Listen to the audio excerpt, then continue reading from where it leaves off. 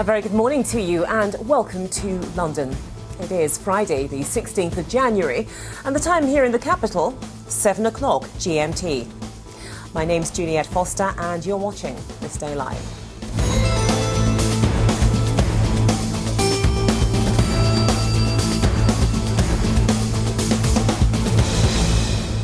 The top stories we're following this morning. Belgian police killed 2 people and arrest a third during anti-terror raids against suspected Islamist extremists.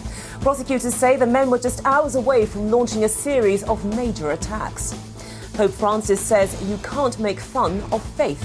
The pontiff said there should be limits to freedom of expression after the publication of the controversial Charlie Hebdo cartoons. Nigeria's President Goodluck Jonathan makes a surprise visit to the country's insurgent-hit northeast. He met soldiers injured in the fighting against Boko Haram and spoke to people left homeless by the violence. And it's the awards season in Hollywood. We take a look at the winners from last night's Critics' Choice Awards as Tinseltown prepares for the countdown to this year's Oscars. Well, I'm joined in the studio by the journalist Paul Martin. Now, he reported on the revolution at the time and he's been following the story ever since. Paul, a very good morning to you. Those of us who remember those events, we remember him as a dictator, the man who left behind this poisonous legacy. And yet, it's also worth remembering that there was a time when the West certainly felt that they could do business with him because, as the report illustrated, he was a maverick. He didn't follow the Soviet line. Yes, they not only thought they could do business. That's that time in the morning when we take a look at some of the stories making the front pages of today's international newspapers. And joining me in the studio for a look at the headlines is the writer and blogger Jen Smith and Vernal Scott, who's a writer and diversity consultant. A very good morning to both of you. Jen, let's start with you. You've gone for the Independent, that's the British newspaper.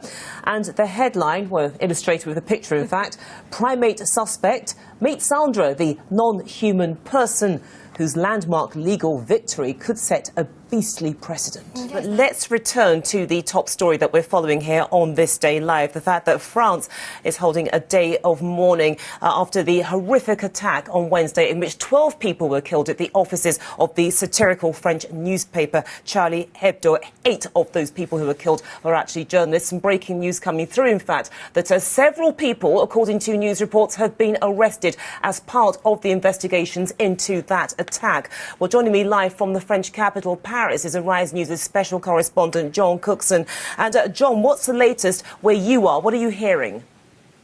Now, most people have heard of the legendary opera singers Luciano Pavarotti, Maria Callas, Dame Joan Sutherland, Jessie Norman, the list goes on. Well, a new name is about to join that distinguished panel.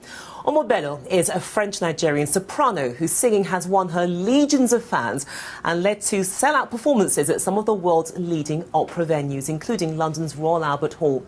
And as if that wasn't enough, Omo is also a goodwill ambassador for the humanitarian peace organisation Rotary International. Not bad, considering that she originally wanted to be a cell biologist. Well, Omo now joins me in the studio. But before we meet her, let's hear her in action.